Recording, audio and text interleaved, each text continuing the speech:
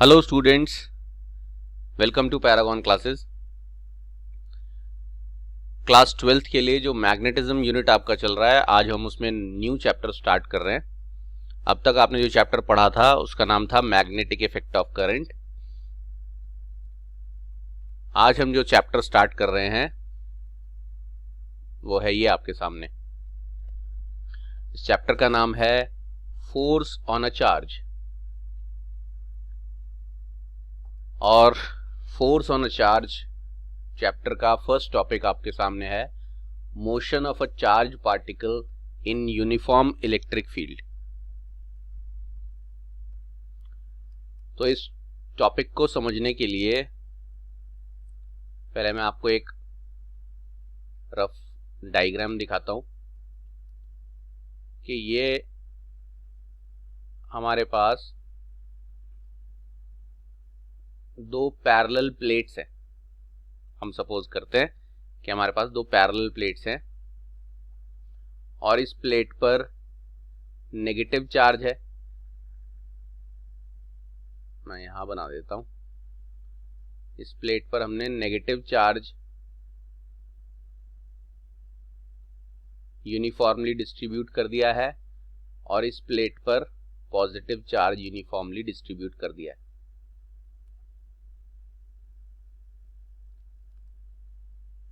अब सबको पता है कि अगर दो प्लेट्स आमने सामने रखी जाती हैं तो और एक प्लेट पर पॉजिटिव और एक प्लेट पर नेगेटिव चार्ज रखा होता है तो पॉजिटिव से नेगेटिव चार्ज की तरफ डेवलप हो जाती है क्या। जब तक मैं पॉज लेता हूं, बच्चों को मन में यह आंसर दे देना चाहिए। पॉजिटिव से नेगेटिव चार्ज की तरफ डेवलप हो जाती है इलेक्ट्रिक फील्ड। यह आपने फर्स्ट यूनिट में पढ़ लिया था। मैंने बच्चों को बताई भी थी ये बात कि आप जो फर्स्ट यूनिट में पढ़ रहे हो वो आगे बहुत काम आएगा, सेकेंड यूनिट में और थर्ड यूनिट में, फोर्थ यूनिट में, मैग्नेटिज्म तक। इसीलिए बहुत डिटेल में पढ़ना पड़ता है फर्स्ट यूनिट को। जो जल्दीबाजी में पढ़ लेता है उसको आगे जाके दिक्कत होती है। जैसे जिन्होंने जल्दीबाजी में फर्स्ट यूनिट पढ़ा है उनको यहाँ पर दिक्कत होने वाली है, लेकिन जिसको ये याद दिलाने पर याद आ जाएगा उसे बहुत अच्छा समझ में आएगा। तो दो प्लेट्स अगर हमने रखी एक दूसरे के सामने आमने सामने और एक पर पॉजिटिव और एक पर नेगेटिव चार्ज डिस्ट्रीब्यूट किया यूनिफॉर्मली, तो इन दोनों प्लेट्स के बीच में इलेक्ट्रिक फील्ड बन जाती है और वो यूनिफॉर्म इलेक्ट्रिक फील्ड होती है।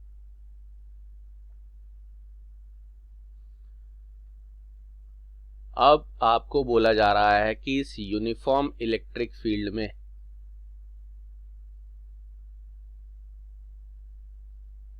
ये जो है ये एक इलेक्ट्रॉन है। सबको पता है इलेक्ट्रॉन एक पार्टिकल है जो नेगेटिवली चार्ज पार्टिकल होता है और ये इस इलेक्ट्रिक फील्ड में एंटर हो रहा है। लेट अस सपोज इसकी वेलोसिटी जो भी है आप उसको इनिशियल वेलोसिटी u कंसीडर कर लो फिलहाल के लिए। सिंबल उसका u मान लेते हैं। आप वैसे अपनी मर्जी से कोई भी सिंबल ले सकते हो, लेकिन क्योंकि इनिशियल वेलोसिटी का सिंबल u लिया जाता है कन्वेंशनली, इसलिए हमने u मान लिया फिलहाल।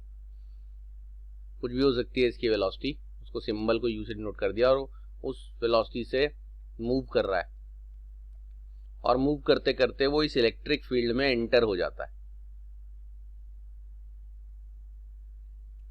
जैसे ही वो इस इलेक्ट्रिक फील्ड में एंटर होगा, बच्चों को पता होना चाहिए, फर्स्ट यूनिट के सेकेंड चैप्टर में पढ़ा था कि जब भी कोई चार्ज पार्टिकल इलेक्ट्रिक फील्ड में होता है तो उस पर फोर्स लगती है।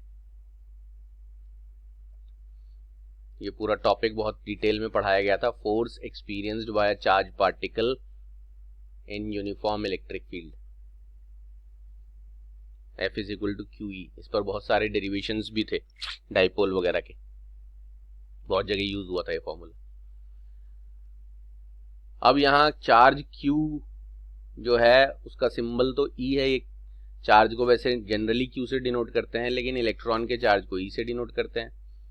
तो इस चार्ज पर जो फोर्स लगेगी वो ये लगेगी।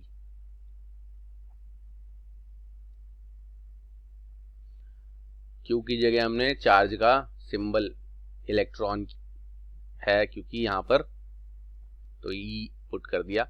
आप अगर इसे क्यू से डिनोट करते या इलेक्ट्रॉन के अलावा कोई और पार्टिकल होता है और क्यू चार्ज उस पर होता है तो क्यू ही रहने देते, लेकिन यहाँ स्पेशली बोला है इलेक्ट्रॉन है तो इलेक्ट्रॉन ले लिया हमने। अब ये इलेक्ट्रॉन का ये माइनस चार्ज ये डिनोट करता है कि जो इलेक्ट्रॉन पर फोर्स लगेगी उसका डायरेक्शन इलेक्ट्रिक फील्ड के ऑपोजिट होगा। सब बच्चे जानते हैं कि अगर ये इलेक्ट्रॉन इलेक्ट्रिक फील्ड में एंटर होगा तो ये ऐसे डॉटेड लाइन जो दिखाई है सीधे नहीं जाएगा, ये ऐसे जाएगा, यहां से एंटर होता है और ऐसे जाएगा। क्यों? क्योंकि इलेक्ट्रॉन पर नेगेटिव चार्ज है और हमारे पास एक प्रॉपर्टी है जो बताती है हमें, फर्स्ट चैप्टर में इसी क्लास के फर्स्ट यूनिट के फर्स्ट चैप्टर में बताया था, like charges repel each other, unlike charges attract each other. तो ये नेगेटिव चार्ज इस नेगेटिव प्लेट से तो रिपेल होगा लेकिन इस पॉजिटिव प्लेट से अट्रैक्ट होगा और ये यहां पर इस पॉजिटिव प्लेट की तरफ मूव करेगा। तो क्योंकि इलेक्ट्रॉन के ऊपर लगने वाली फोर्स ऐसे लग रही है क्योंकि इलेक्ट्रॉन पर नेगेटिव चार्ज है और वो अट्रैक्ट होगा पॉजिटिव प्लेट की तरफ, तो फोर्स ऐसे लग रही है डाउनवर्ड डायरेक्शन में। तो ये माइनस साइन ये डिनोट करता है कि इलेक्ट्रिक फील्ड तो ऊपर की तरफ है लेकिन फोर्स नीचे की तरफ लग रही है। फिलहाल हम ग्रेविटी वगैरह को कंसीडर नहीं कर रहे, यहां सिर्फ इलेक्ट्रिक फील्ड की बात हो रही है, ग्रेविटेशनल फील्ड या ग्रेविटेशनल फोर्स इस जगह पर नहीं है। तो आपके इस इलेक्ट्रॉन पर लगने वाली फोर्स इलेक्ट्रिक फील्ड के ऑपोजिट लग रही है, इसलिए माइनस साइन इस सिचुएशन को जस्टिफाई करता है। अब जब ये इलेक्ट्रॉन इस इलेक्ट्रिक फील्ड में एंटर होता है, उस पर फोर्स लगती है, उसकी वजह से वो इस डायरेक्शन में मूव करता है। तो इस पूरे प्रोसेस को हमें समझना है और उससे हमें एक बहुत इंपॉर्टेंट रिजल्ट मिलेगा। वो रिजल्ट डिराइव करने के लिए भी आ सकता है, नहीं तो एंट्रेंस एग्जाम्स में तो बहुत बार उस रिजल्ट के ऊपर रीजनिंग बेस्ड क्वेश्चन या knowledge based question, assertion reason type का क्वेश्चन बहुत बार आया है। ठीक है बात? तो हम इस केस को पूरा अच्छी तरह समझते हैं।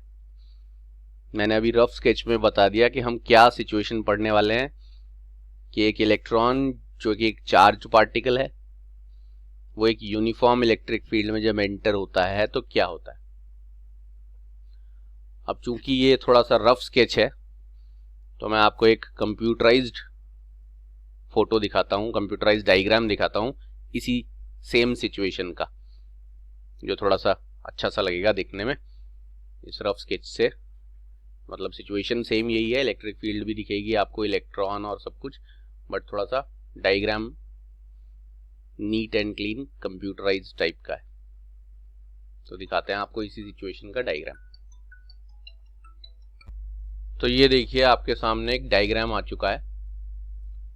जिस डायग्राम में आप देख रहे हो ये एक प्लेट है जिस पर नेगेटिव चार्ज यूनिफॉर्मली डिस्ट्रीब्यूटेड है, ये एक प्लेट है जिस पर पॉजिटिव चार्ज यूनिफॉर्मली डिस्ट्रीब्यूटेड है। ये एरोज से आपको दिखाया जा रहा है पॉजिटिव से नेगेटिव की तरफ इलेक्ट्रिक फील्ड बन गई है। बिल्कुल वैसा ही डायग्राम है जो मैंने अभी बताया था आपको। और ये जो है आपका ये इलेक्ट्रॉन है और ये जिस वेलोसिटी से एंटर हो रहा है, एरो दिख रहा है, उस वेलोसिटी को इन्होंने Vx सपोज किया है। हमने उसे u मान लिया था, यानी हमने जिस वेलोसिटी को u माना था यहां पर इस वेलोसिटी को Vx लिखा गया है। कुछ भी लिख दें, है तो ये इनिशियल वेलोसिटी, यानी जो आपके इस इलेक्ट्रॉन की वेलोसिटी है वो इलेक्ट्रिक फील्ड में एंटर होने से पहले जो भी कुछ हो कहलाएगी इनिशियल वेलोसिटी की। ई इलेक्ट्रॉन का सिंबल है, नेगेटिव चार्ज होता है उस पर। जब तक ये इलेक्ट्रिक फील्ड में एंटर नहीं होता ये सीधा ही जाता रहेगा। न्यूटन का लॉ है कि जो बॉडी जैसा है वैसा ही रहेगा जब तक कि उस पर कोई एक्सटर्नल फोर्स न लगे। लेट अस सपोज ये इस पॉइंट पर जब पहुंचता है तो time t is equal to 0 है। वैसे किसी भी घड़ी में 0 कभी नहीं बजते, बट स्टॉप वॉच अगर आप ले लेते हो तो स्टॉप वॉच जब तक आपने ऑन नहीं करी है तब तक टाइम 0 दिखा रहा होता है। तो यानी आपको अपनी स्टॉप वॉच तब ऑन करनी है जब ये इलेक्ट्रॉन vx वेलोसिटी से एंटर मूव करता हुआ एंटर हो जाए इलेक्ट्रिक फील्ड में। अब आपको पता ही है एंटर होते ही इस पर इस डायरेक्शन में लगने लगेगी फोर्स, और वो फोर्स कितनी होगी वो मैं यहां लिख रहा हूं, अभी थोड़ी देर पहले भी समझाया था। वो फोर्स होगी ये, अगर वेक्टर नोटेशन में लिखेंगे तो इसकी वैल्यू ये होगी, और रीजन बताया था कि फोर्स QE होती है। बस Q की जगह हमने स्मॉल ई रखा है, इलेक्ट्रॉन का चार्ज। अब ये फोर्स लगने की वजह से ये ऐसे डाउनवर्ड मोशन करने लगेगा, क्योंकि इसे नेक पॉजिटिव प्लेट जो है अपनी तरफ अट्रैक्ट करेगी। t इज इक्वल टू 0 समय, यानी यहां आपने स्टॉप वॉच ऑन कर दी है। लेट अस सपोज जब ये यहां पहुंचता है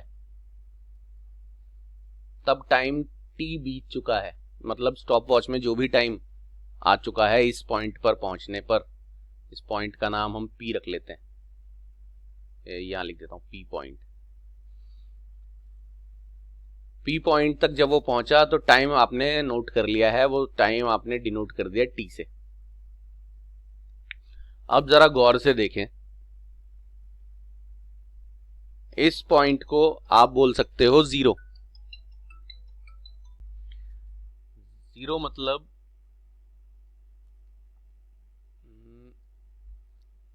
ये आपका ओरिजिन यानी रेफरेंस पॉइंट, स्टार्टिंग पॉइंट मान सकते हैं, इसके कोऑर्डिनेट 0 0 है। अब आप गौर से देखेंगे तो जैसे ही ये इलेक्ट्रॉन यानी चार्ज पार्टिकल इसमें एंटर होता है, ये आगे की तरफ तो बढ़ ही रहा है लेकिन नीचे भी आ रहा है। अगर आप ये पॉइंट देखोगे तो ये डिस्टेंस इस चार्ज पार्टिकल ने कवर कर लिया है एक्स एक्सिस के अलोंग। एक्स एक्सिस मतलब हॉरिजॉन्टल, और ये डिस्टेंस उसने कवर कर लिया है वाई एक्सिस के अलोंग। सबसे इंपॉर्टेंट बात यह है कि चार्ज पार्टिकल इस इलेक्ट्रिक फील्ड में एंटर होने के बाद आगे की तरफ तो बढ़ ही रहा है लेकिन नीचे भी आ रहा है। देख रहे हैं एरो, नीचे आ रहा है, नीचे आ रहा है, नीचे आ रहा है, और यहां आ गया। यानी अगर इलेक्ट्रिक फील्ड में एंटर ना होता तो चार्ज पार्टिकल यहां पर होता, ऐसे सीधे आता रहता, और सिर्फ जो डिस्टेंस वो ट्रैवल करता कौन से एक्सिस के अलोंग करता, एक्स एक्सिस के अलोंग। लेकिन वो चार्ज पार्टिकल का ये जो आप पाथ देख रहे हो, ये ब्लू कलर से, light blue, sky blue colour से, इसमें आप देख रहे हो ये आगे भी बढ़ रहा है और नीचे भी आ रहा है। यानी at the same time the charge particle is travelling along x axis as well as along y axis. और जब वो P पॉइंट पर पहुंचा है T समय बाद, तो उसने x दूरी तय कर ली है हॉरिजॉन्टल में और y दूरी तय कर ली है वर्टिकल में। ये सबसे इंपॉर्टेंट बात है इस चार्ज पार्टिकल के बारे में। ये चार्ज पार्टिकल वर्टिकल और हॉरिजॉन्टल दोनों दिशाओं में चल रहा है। इस तरह का एक सिचुएशन केस हमने 11th क्लास में पढ़ा है। बच्चों को पूरा ये सब आज का टॉपिक कंप्लीट करने के बाद जो टास्क दिया जाएगा वो यही होगा कि इससे मिलता जुलता कौन सा टॉपिक है जो क्लास 11th में आपने पढ़ा है, इसका जवाब देना होगा। नहीं देंगे या किसी को नहीं आएगा तो वो मुझसे पूछ सकते हैं, मैं उसको याद दिलवा दूंगा। तो अब सबसे मेन बात आपने जो नोटिस की है वो चार्ज पार्टिकल इलेक्ट्रिक फील्ड में एंटर होने के बाद ऐसे नीचे की तरफ आया है। नीचे की तरफ आने का कारण क्या है? चार्ज पार्टिकल जो इलेक्ट्रॉन है वो नेगेटिव है और पॉजिटिव प्लेट की तरफ अट्रैक्ट हो रहा है। और किस फोर्स से अट्रैक्ट हो रहा है? वो ये फोर्स है। इस फोर्स के लगने की वजह से वो नीचे की तरफ आ रहा है और वेलोसिटी उसमें हॉरिजॉन्टल वाली है तो वो आगे की तरफ भी जा रहा है।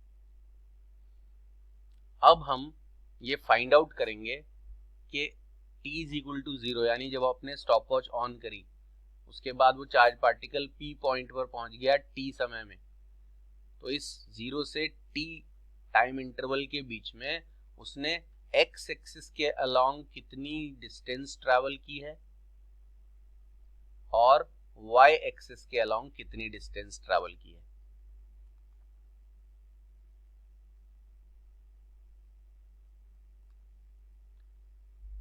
तो यहां हम सबसे पहले लिखते हैं मोशन अलोंग हॉरिजॉन्टल। हॉरिजॉन्टल मतलब x एक्सिस, यानी उसने जो हॉरिजॉन्टल में मोशन किया है वो हम फाइंड आउट करेंगे। और इस मोशन यानी हॉरिजॉन्टल यानी x एक्सिस में कितना दूर वो गया है t टाइम में, उसके लिए हम एक इक्वेशन यूज कर रहे हैं।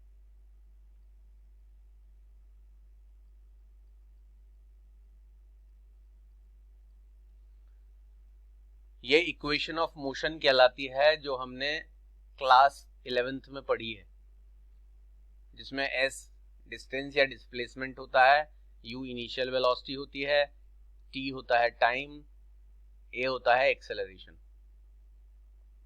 और ये इक्वेशन हम हॉरिजॉन्टल यानी x एक्सिस के लिए यूज कर रहे हैं। तो इस इक्वेशन को हम लिखेंगे कैसे? इस इक्वेशन को हम लिखेंगे ऐसे।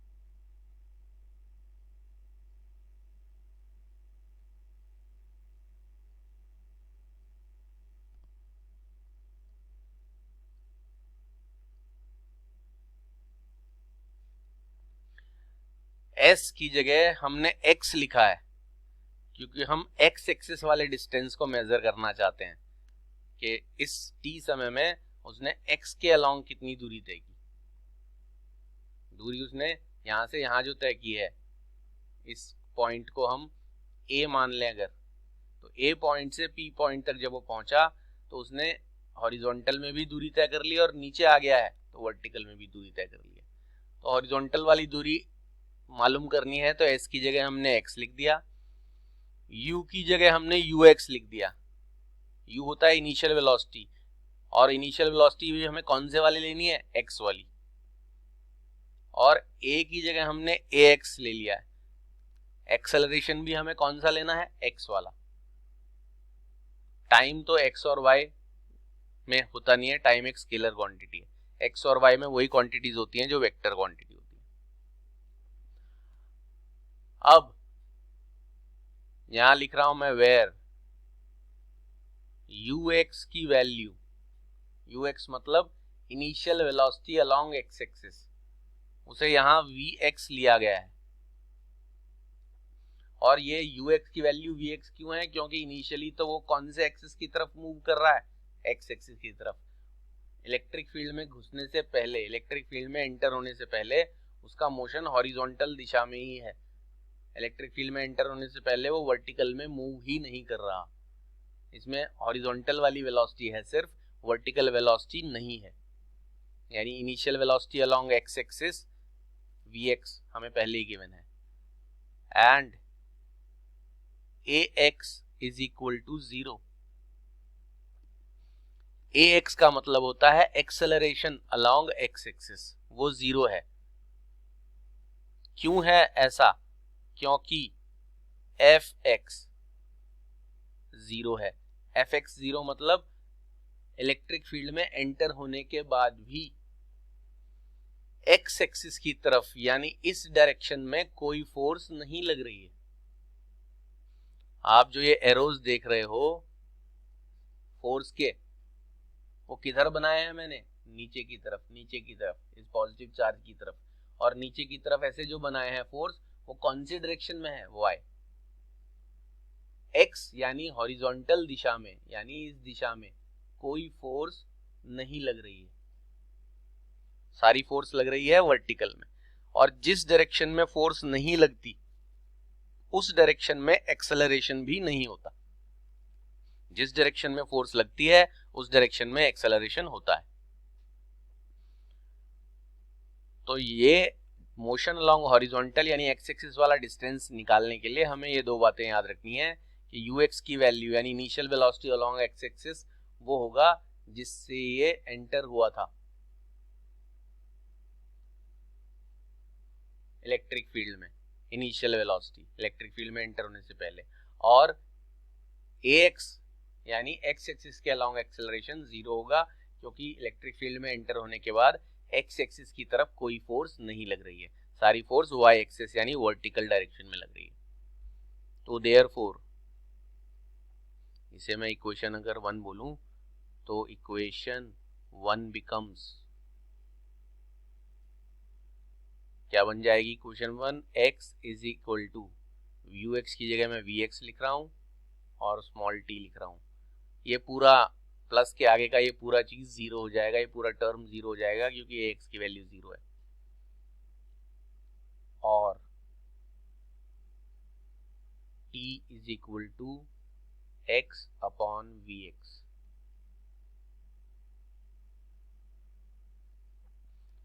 इस फॉर्मूले से आप उस इलेक्ट्रॉन ने इलेक्ट्रिक फील्ड में एंटर होने के बाद एक्स एक्सिस के अलोंग कितना डिस्टेंस ट्रैवल किया वो निकाल सकते हैं। लेकिन मैंने यहाँ पर t निकालना भी सीख लिया, अगर आपको x दिया है तो आप t निकाल सकते हो, t दिया है तो x निकाल सकते हो। अब second part, motion along horizontal के बाद हम पढ़ते हैं motion along vertical. Motion along vertical मतलब y एक्सिस। अब यही सेम इक्वेशन अगर हम वर्टिकल डिस्टेंस ट्रैवल करने के लिए फाइंड आउट करें तो s की जगह जैसे हमने पहले x रखा था हम रखेंगे y, क्योंकि अब की बार हम कौन से डिस्टेंस मालूम कर रहे हैं, वर्टिकल वाला डिस्टेंस को y से डिनोट करना है। ये ux रखा था तो यहाँ हम uy रखेंगे, t रखेंगे plus half ay t square, और फिर हम इनकी वैल्यूज पुट करेंगे। यहां ध्यान से देखो, वेयर uy की वैल्यू 0 होनी चाहिए, uy मतलब initial velocity along y axis, जहां आपको बताया गया है कि इलेक्ट्रिक फील्ड में एंटर होने से पहले इलेक्ट्रॉन में सिर्फ कौन सी वेलोसिटी थी, एक्स एक्सिस के अलोंग, वो y एक्सिस के अलोंग मूव कर ही नहीं रहा था। y एक्सिस के अलोंग तो उसने मूव करना शुरू किया जब वो इलेक्ट्रिक फील्ड में एंटर हो गया, एंटर होने से पहले वो y एक्सिस के अलोंग मूव ही नहीं कर रहा था। तो इनिशियल वेलोसिटी यानी शुरुआती वेलोसिटी उसकी y एक्सिस के अलोंग नहीं थी, एंड ay, अब ये जो ay है ये कैसे आएगा, उसके लिए मैं आपको साइड में यहाँ फॉर्मूला बता रहा हूं। आपने पढ़ा होगा force is equal to mass into acceleration, ये हमने पढ़ा है 11th क्लास में, 9th क्लास में भी पढ़ा देते हैं हालांकि, लेकिन 11th क्लास में तो काफी डिटेल में पढ़ाते हैं कि किसी बॉडी पर लगने वाला फोर्स इक्वल टू होता है मास इनटू एक्सेलरेशन के, और करके आप लिख सकते हो एक्सेलरेशन होता है फोर्स अपॉन मास, होता है जी। इसी फॉर्मूले से बना है कि एक्सेलरेशन अगर किसी बॉडी का फाइंड आउट करना हो तो उस पर लगने वाली फोर्स को मास से डिवाइड कर दें। अब आपको ये पहले ही बताया जा चुका है, ये रहा, कि इलेक्ट्रॉन जब इलेक्ट्रिक फील्ड में एंटर होता है तो उस पर इतनी फोर्स लगती है,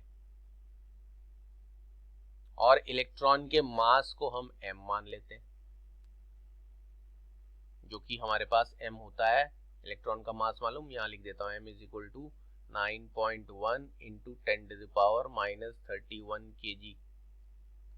हालांकि अभी फिलहाल इसकी जरूरत नहीं है, लेकिन पता होना चाहिए, जिसको हमने m से डिनोट कर दिया। तो इलेक्ट्रिक फील्ड में एंटर होने के बाद इलेक्ट्रॉन में कितना एक्सेलरेशन हो रहा है, और वो भी किस तरफ, y एक्सिस की तरफ, क्योंकि y एक्सिस की तरफ ही फोर्स लग रही है, और वो y एक्सिस की तरफ लगने वाली फोर्स कितनी है वो यहां से पता चल रही है, वो है स्मॉल e कैपिटल E, और नीचे ये m तो आ गया, ये y एक्सिस की तरफ लगने वाली फोर्स है। मैंने यहाँ माइनस साइन इसलिए नहीं लिखा क्योंकि ये वेक्टर नोटेशन में माइनस साइन लगाने की जरूरत होती है, जिससे फोर्स का डायरेक्शन पता चलता है कि इलेक्ट्रिक फील्ड के ऑपोजिट है। यहाँ हम सिर्फ मैग्नीट्यूड फाइंड आउट कर रहे हैं, इसलिए हमने माइनस साइन नहीं लिखा है।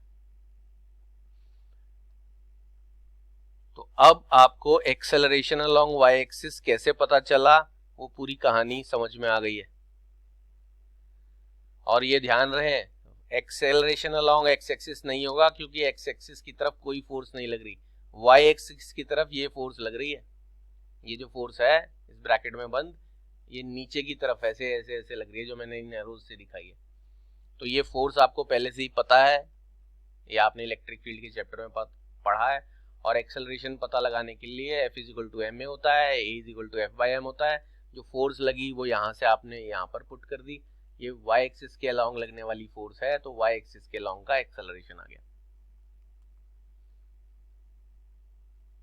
अब ये ui की वैल्यू 0 और एक्सेलरेशन y वाला हम इस इक्वेशन में पुट करते हैं, इसलिए जिसे हम इक्वेशन नंबर, इसे 2 बोल देते हैं और इसे बोल देते हैं 3, क्योंकि इसकी जरूरत पड़ेगी बाद में।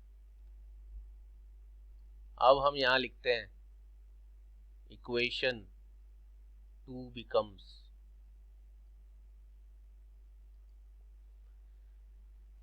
सॉरी इक्वेशन 3 लिखते हैं, 3 के अंदर पुट किया है। ये इक्वेशन 3 जो है वो बन जाती है इनकी वैल्यूज पुट करने पर, क्या बन जाती है, y = ui के जगह आपने 0 रख देना है, तो ये पूरी टर्म 0 हो गई, और हाफ ay के वैल्यू ये पुट कर देनी है, small e capital E upon m। Small e electron का चार्ज है, कैपिटल E वो इलेक्ट्रिक फील्ड है जो दो प्लेट्स के बीच में है, और m इलेक्ट्रॉन का मास है, और साथ में t²।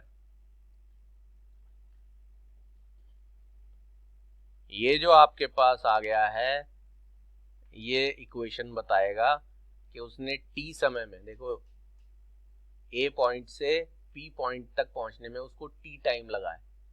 इस t टाइम में उसने हॉरिजॉन्टल में भी डिस्टेंस ट्रैवल किया है और वर्टिकल में भी। हॉरिजॉन्टल में जो डिस्टेंस ट्रैवल किया है वो ये आप देख रहे हो, और आपने सारी वैल्यूज रख के वो हॉरिजॉन्टल का डिस्टेंस x = vxt निकाल दिया, और वर्टिकल में जो उसने डिस्टेंस ट्रैवल किया है उसी टाइम में वो आपने इस इक्वेशन से निकाल दिया, वो ये आ गया।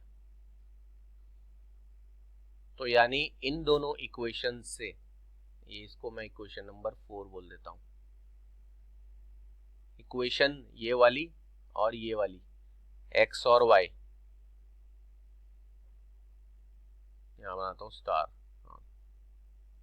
जहां ये दोनों स्टार बनाए हैं, ये x के अलोंग कितना डिस्टेंस ट्रैवल किया उसी समय में, और उसी समय में y के अलोंग कितना डिस्टेंस ट्रैवल किया वो हमने फाइंड आउट कर दिया। तो आपने पता लगा लिया motion of a charge particle in uniform electric field, और उसमें आपने क्या पता लगाया कि एक चार्ज पार्टिकल जो कि एक इलेक्ट्रॉन है, ठीक है जी, एक चार्ज पार्टिकल जो कि एक इलेक्ट्रॉन है, m उसका मास है, e उस पर चार्ज है, और इस वेलोसिटी से वो इलेक्ट्रिक फील्ड में जब एंटर होता है तो एंटर होते ही वो नीचे की तरफ भी आता है और आगे की तरफ बढ़ता जाता है। आगे की तरफ बढ़ता जा रहा है इस वेलोसिटी की वजह से, नीचे की तरफ आता जा रहा है क्योंकि उस पर फोर्स लग रही है, इसलिए वो a पॉइंट से ऐसे p पॉइंट की तरफ कर्व्ड पाथ में ट्रैवल करता है, पॉजिटिव प्लेट की तरफ अट्रैक्ट होता है। तो जब एंटर होने के बाद कुछ समय बाद उसकी पोजीशन देखते हैं तो ऐसा पाया जाता है उसने x के अलोंग भी दूरी तय की, y के अलोंग भी। x के अलोंग कितनी दूरी तय की और क्यों, विद रीजन बताया है। और याद रखना है x के अलोंग कोई फोर्स नहीं लग रही, इसलिए एक्सेलरेशन नहीं होगा। जिस वेलोसिटी से एंटर हुआ है वो इनिशियल वेलोसिटी है। y के अलोंग उसकी इनिशियल वेलोसिटी नहीं है क्योंकि वो एंटर ही x के अलोंग की वेलोसिटी से हुआ था, यानी x एक्सिस में भाग रहा था एंटर होने के समय। और एक्सेलरेशन है y एक्सिस का क्योंकि y एक्सिस के अलोंग उस पर फोर्स लगने लग जाती है। और y एक्सिस के अलोंग कितनी फोर्स लगती है वो हम पहले से ही पढ़ चुके हैं, उससे एक्सेलरेशन हम फाइंड आउट कर चुके हैं। अब ये जो फोर्थ इक्वेशन है, वैसे तो ये कंप्लीट हो चुका है एक तरह से ये कॉन्सेप्ट की y में कितना डिस्टेंस ट्रैवल करेंगे वो फोर्थ इक्वेशन से, और x में कितना डिस्टेंस ट्रैवल करेंगे वो इस इक्वेशन से। लेकिन इसमें एक स्पेशल चीज और आपको पढ़नी है। वो स्पेशल चीज पढ़ने के लिए फिलहाल मैं ये हटा देता हूं, ये जिसकी जरूरत नहीं है। अब ये सिर्फ y एक्सिस वाला एक्सेलरेशन निकालने के लिए था। तो अब स्पेशल चीज क्या है, put the value of t from equation 2। अगर हम इस इक्वेशन 4 में इस इक्वेशन 2 से स्मॉल t का वैल्यू पुट कर दें तो y इज इक्वल टू बन जाएगा, यानी इक्वेशन 4 बन जाएगा half e capital E by m, और स्मॉल t की जगह आपने x upon v x put कर दिया और उसका स्क्वायर भी है, तो यहाँ बनेगा x square upon v x का भी स्क्वायर, क्योंकि स्मॉल t की जगह आप x upon v x put करोगे, स्मॉल t का स्क्वायर है तो इस पूरे का स्क्वायर होगा। ये चीज मैं जरा गौर से अलग लिख रहा हूं क्योंकि इससे कुछ इंपॉर्टेंट चीज पता चलेगी। क्या इक्वेशन आई है, y is equal to half small e capital E upon m x square upon v square. ठीक है जी।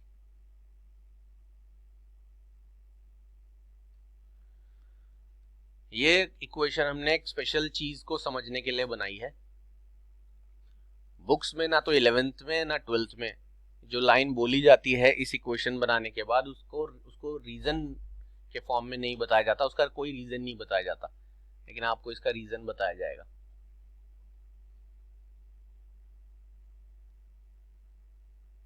इस लाइन के नीचे ये लिख दिया जाता है, this is the equation of a parabola which shows that a charged particle when enters inside a uniform electric field moves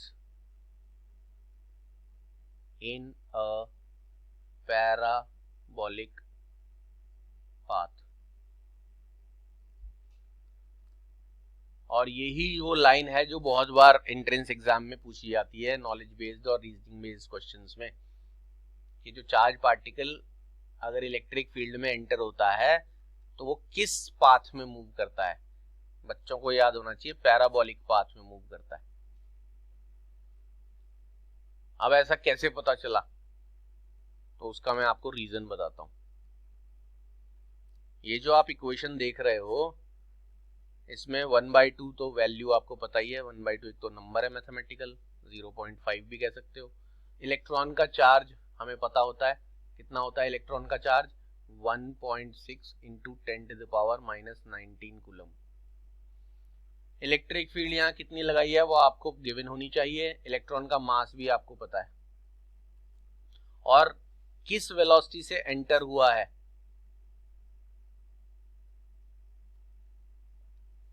electron इस इलेक्ट्रिक फील्ड में वो भी हमें गिवन होगी। यानी ये सब जिस पर मैं सर्कल कर रहा हूं ये सब आपको मैथमेटिकल वैल्यूज गिवन होगी, पता होंगी, तो आप इन सबको आपस में सॉल्व कर लोगे और आपके पास y इज इक्वल टू, यहां मैं एक बॉक्स बना रहा हूं और साथ में एक्स स्क्वायर लिख रहा हूं। ये बॉक्स जो बनाया है एम्प्टी है फिलहाल, लेकिन इस बॉक्स में वो नंबर आएगा, वो मैथमेटिकल नंबर जो इस सर्कल में दी गई चीजों को सॉल्व करके आएगा, यानी कोई नंबर लिखा होगा यहां पर, इसलिए मैंने n लिख दिया। कोई भी नंबर हो सकता है, फ्रैक्शन हो सकता है, डेसिमल हो सकता है, कोई भी नंबर। अब यहाँ पर एक्सप्लेन कर देता हूँ मैं एक इम्पॉर्टेंट चीज, ये हटा देता हूँ, इसकी जरूरत अब खत्म हो चुकी है। बच्चों के पास तो ये सेव हो ही गया है, रिवाइंड करके देख सकते हैं। कुछ भी हटाते हुए मुझे थोड़ा सा हेजिटेशन होता है, पहले भी कई बार बता चुका हूँ, लेकिन फिर याद आ जाता है कि हटाने से कोई नुकसान नहीं है। बच्चों के पास तो ये पहुंच ही चुका है, वो रिवाइंड करके दोबारा जो मिटाया था उसको रिटेन कर सकते हैं। आपने 10th क्लास में ऐसा इक्वेशन जरूर देखा होगा,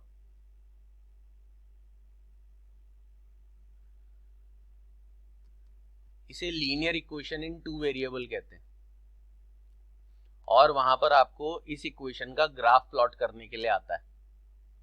और उसका ग्राफ प्लॉट कैसे करते हैं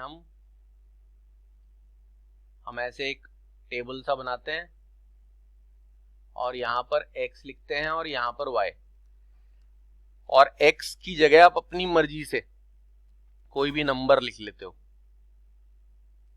आपको अपनी मर्जी से ऑप्शन डालना है। x की जगह अगर आप 0 रख देते हो यहाँ, तो 3 इंटू 0 तो 0 जाएगा, सिर्फ 2 बचेगा, तो y की वैल्यू 2 आएगी। For every value of x आपको y की वैल्यू मिलती रहती है। ऐसे आप 3-4 x की वैल्यू रख के y की वैल्यू ऑब्टेन करते हो, 3 तो मिनिमम रखनी होती है, और फिर आप एक ग्राफ लेके उसमें वो वैल्यूज यानी x और y के पॉइंट प्लॉट करते हो, और जब वो आप पॉइंट प्लॉट करते हो और उन पॉइंट्स को ज्वाइन करते हो तो हमेशा एक स्ट्रेट लाइन आती है। कुछ स्पेशल टाइप की इक्वेशन है कि आप उनके ग्राफ प्लॉट करोगे तो आपको एक स्पेशल वो मिलेगा शेप, यानी linear equation in two variable का आप किसी भी लीनियर इक्वेशन का ग्राफ प्लॉट कर दो, हमेशा एक स्ट्रेट लाइन ही आएगी। ठीक उसी तरह आप इस इक्वेशन का भी ग्राफ प्लॉट कर सकते हो। यहाँ एक नंबर है, x की वैल्यू आप पुट करते जाओगे, उसका स्क्वायर हो जाएगा, जो आपने जो भी वैल्यू रखी है, x की वैल्यू जैसे आपने 1 रखी, 1 का स्क्वायर 1 ही होगा, वो इस नंबर से मल्टीप्लाई होगा, y का वैल्यू आ जाएगा आंसर। x की वैल्यू 2 रखेंगे, 2 का स्क्वायर 4 होगा, वो इस नंबर से मल्टीप्लाई होगा, y की वैल्यू मिल जाएगी। For every value of x you will get a single value of y। और जब वो x और y रख के आपको इस तरह के टेबल से ग्राफ मिले, तो जब आप उसे प्लॉट करोगे तो उसकी शेप हमेशा पैराबोलिक आती है। तो इसलिए इस लाइन को लिखने के बाद ये लाइन लिखी जाती है कि this is the equation of a parabola. हालांकि ये एक्सप्लेन नहीं किया जाता कि ऐसा हम क्यों कह रहे हैं, लेकिन वहां पर ऐसा मानते हैं कि बच्चे ये बात ये वाली इससे कनेक्ट खुद ही कर लेंगे, जो कि बच्चे अपने आप कनेक्ट नहीं कर पाते। तो खैर आपको ये रीजन किसी को बताने की जरूरत नहीं है, ये अपने नॉलेज के लिए है। कोई पूछे तभी क्या हाँ कैसे पता चला तुम्हें कि पैराबोलिक पाथ में मूव करेगी, तो आप बोलो कि भाई ये जो आया है ये एक पैराबोला की इक्वेशन है। बोलेगी कैसे पता चला कि ये पैराबोला की इक्वेशन है, कि इसका ग्राफ प्लॉट, ये बाकी सारी वैल्यूज तो रख ही सकते हैं हम, और फिर इसका ग्राफ प्लॉट करने पर हमेशा एक पैराबोला आएगा, जैसे इसके लिए हमेशा एक स्ट्रेट लाइन आती है। ऐसे बहुत सारे ज्योमेट्रिकल फिगर्स हैं जिनके लिए इक्वेशन होती है। जैसे अगर आप इस इक्वेशन का ग्राफ प्लॉट करोगे, ये लीनियर इक्वेशन नहीं है, लेकिन इस इक्वेशन का ग्राफ प्लॉट करोगे, हर x की वैल्यू रख के y की वैल्यू ऑब्टेन करके ग्राफ प्लॉट करोगे, तो हमेशा एक सर्कल बनेगा। ऐसे कुछ चुनिंदा इक्वेशंस है जिनसे हमेशा एक पर्टिकुलर फिगर बनती है। तो ये जो आपकी इक्वेशन बनी है, ये 4th इक्वेशन में ये वैल्यू पुट करके यही प्रूव करने के लिए कि जब आप इसका ग्राफ प्लॉट करोगे, x की वैल्यू रख के y की वैल्यू ऑब्टेन करोगे, तो आपको हमेशा एक पैराबोला ही मिलेगा। जिससे ये प्रूव होता है कि एक एक चार्ज पार्टिकल जब भी इलेक्ट्रिक फील्ड में, यूनिफॉर्म इलेक्ट्रिक फील्ड में एंटर होता है, वो दोनों दिशाओं में चलता है। ये पूरी इंपॉर्टेंट बात है, याद रख लो। और ये पूरा स्टेटमेंट हर बच्चे को उसी तरह याद होना चाहिए जैसे सबको याद है हमेशा के लिए। रोज रोज नहीं याद करना पड़ता ये बात कि भारत की राजधानी दिल्ली है, the capital of India is Delhi. ये बात आप रोज रोज रिवाइज थोड़ी करते हो, एक बार बता दिया वो खत्म जा रहा हूँ। ये उसी तरह की जनरल नॉलेज है, फिजिक्स की जनरल नॉलेज। इस बात को रोज रोज रिवाइज न करना पड़े। क्या बात बताने जा रहे हैं कि when a charge particle enters inside a uniform electric field, it moves in both directions. Both direction यानी x and y, horizontal and vertical, along x with no acceleration.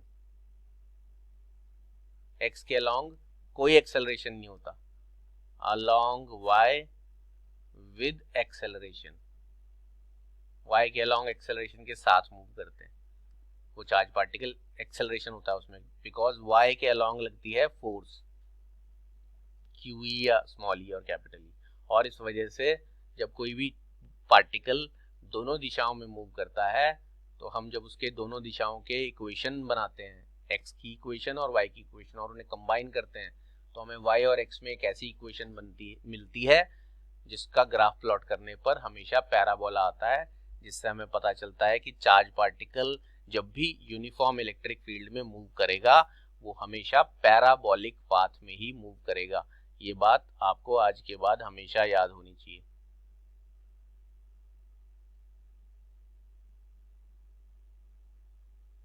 In which path a charge particle moves inside a uniform electric field? आप बोलोगे a charge particle moves in a parabolic path inside a uniform electric field, और उसे हमने prove भी कर दिया है। आपको प्रूव करने के दौरान बस यहाँ तक की इक्वेशन डिराइव करके नीचे लिखना है, this is the equation of a parabola. उसके लिए आपको सबूत देने की जरूरत नहीं है, जो देख रहा है उसे पता है कि ये इक्वेशन पैराबोला की है। पैराबोला की इक्वेशन में एक तरफ y होता है, साथ में इक्वल टू के बाद कुछ नंबर होता है, साथ में x स्क्वायर होता है। तो क्योंकि ये इक्वेशन पैराबोला की है, जो प्रूव कर रही है कि चार्ज पार्टिकल पैराबोलिक पाथ में ही मूव करता है। तो यहाँ आपके इस चैप्टर का फर्स्ट पार्ट कंप्लीट होता है विद सारे रीजंस एंड सारी आज की जानकारी। नेक्स्ट क्लास में हम चार्ज पार्टिकल का मोशन पढ़ेंगे मैग्नेटिक फील्ड में। आपको चार्ज पार्टिकल का मोशन इलेक्ट्रिक फील्ड में भी पढ़ना है, मैग्नेटिक फील्ड में भी। इलेक्ट्रिक फील्ड में हम पढ़ चुके हैं, मैग्नेटिक फील्ड में अब हम पढ़ेंगे अपने नेक्स्ट लेक्चर में। और इस चैप्टर में यही 2 आर्टिकल्स हैं। तो तब तक के लिए आज की क्लास तो यहीं कंप्लीट करते हैं। मुलाकात होगी नेक्स्ट लेक्चर में with the topic motion of a charge particle in uniform magnetic field. तो तब तक के लिए हम गुड बाय करते हैं। Take care. मुलाकात होती है नेक्स्ट लेक्चर में।